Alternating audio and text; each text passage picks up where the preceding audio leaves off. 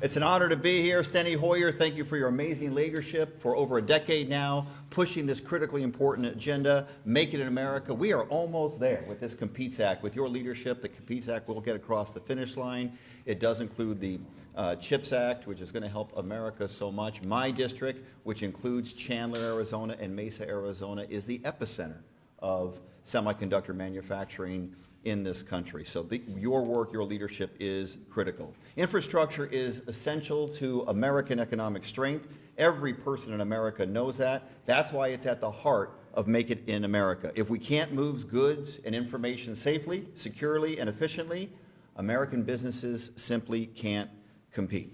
We saw that importance of infrastructure during this pandemic when small businesses and consumers were caught up in supply chain snags. Our country failed to make meaningful investment in infrastructure for far too long.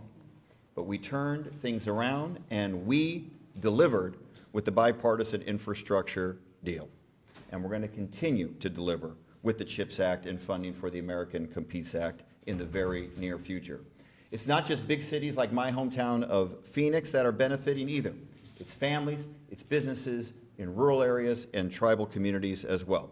We're getting Americans and American goods moving again by making long overdue investments in our ports, airports, rail, roads, and highways. And of course, it's creating good paying jobs. And this time around, we're investing in cleaner, greener, more resilient infrastructure so we can better meet the challenges of climate change and extreme weather.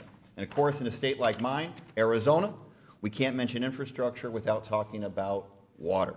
Our economy needs that too, and there's still much more work to do to conserve water and secure our water supply. We're facing historic drought in Arizona, one that if we don't act quickly will threaten the livelihoods of more than 40 million Americans who rely on the Colorado River. Congress has an essential role to play in keeping that river flowing and capable of delivering clean water, irrigation for our crops, and powers to our communities throughout the Southwest. The House recently passed the Bipartisan Water Resources Development Act, which takes big steps to make Arizona and the West more resilient to drought. That's an important start. And I look forward to working closely with my colleagues here and throughout Congress and across the aisle to build on that work and finish the Make It in America plan.